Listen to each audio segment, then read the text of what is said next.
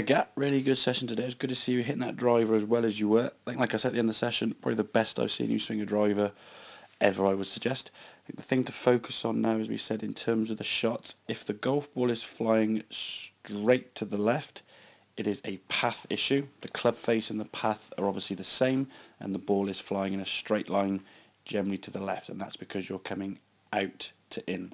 If the ball, however, is shaping in the air and we're slicing it off to the right, that is therefore a club face issue. Your path is still coming from out to in, swinging in that direction.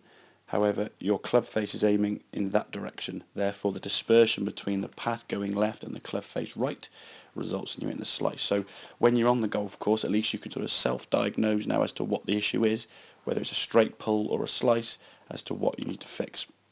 So as we talked about taking the club face away now, trying to maintain a squarer club face, we can see here now sort of halfway back, the club now not nearly as far on the inside. If we compare that now to this move where it disappears very quickly behind your body and gone very flat and across the line.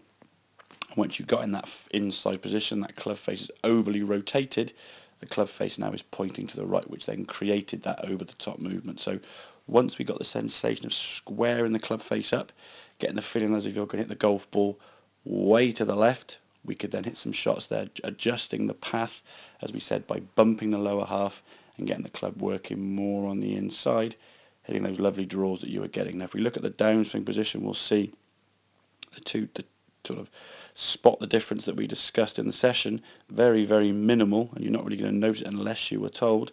If we look here at the left-hand image, the gap there between your left and right arm, very minimal. But if we compare that now to this on the right-hand side, club coming at a similar position, we've actually now got a bigger gap slightly, which is just a sign that right arm is staying back a little bit more. We're coming from slightly more on the inside path, as we can see.